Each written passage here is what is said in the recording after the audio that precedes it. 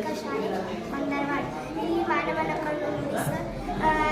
First ಮಾನವನ ಕಣ್ಣು ಏನೇನು ಮಾಡ್ತದೆ ಅಂದರೆ ದೃಶ್ಯಗಳನ್ನು ನೋಡ್ತದೆ. ಮಾನವನ ಕಣ್ಣು ಬಹಳಷ್ಟು ಕಣ್ಣಿನಲ್ಲಿ ಕ್ಯಾಮರಾದಂತೆ ಕಾರ್ಯನಿರ್ವಹಿಸ್ತದೆ ಮತ್ತು ನಮ್ಮ ಕಣ್ಣು ಸುಮಾರು 10 ದಶಲಕ್ಷ ಬಣ್ಣಗಳನ್ನು ಗುರುತಿಸುತ್ತದೆ ಮತ್ತು ಬೆಳಕಿನ ಸಂಕೇತಗಳನ್ನು ವಿದ್ಯುತ್ ಸಂಕೇತಗಳಾಗಿ ಪರಿವರ್ತಿಸಿ ಆಪ್ಟಿಕ್ ನರಗಳ ಮೂಲಕ ಕಳಿಸ್ತದೆ. ಇಲ್ರಿ ಈಗ ಮಾನವನ ಕಣ್ಣಿನ ಪ್ರಮುಖ ಮುಖ್ಯವಾದ ಭಾಗಗಳು ಎಷ್ಟವಾದರೆ 6 ಫಸ್ಟ್ನೇದು ಕಾರ್ನಿಯಾ, ಪುಪೆಲ್, ಲೆನ್ಸ್, ಆಪ್ಟಿಕ್ ನರ ಮತ್ತು ರೆಟಿನಾ ಇಷ್ಟವರಿ.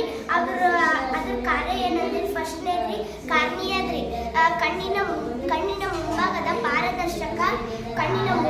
ಪಾರದರ್ಶಕ ಬೆಳಕನ್ನು ಕೇಂದ್ರೀಕರಿಸ್ತದೆ.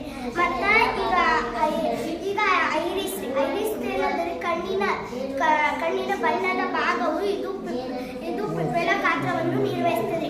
ಈಗ ಪುಪ್ಪೆಳ ಕೆಲಸ ಏನಂದರೆ ಕಣ್ಣಿನ ಬೆಳಕನ್ನು ಕೇಂದ್ರೀಕರಿಸ್ತದೆ. ಮತ್ತು ಲೆನ್ಸ್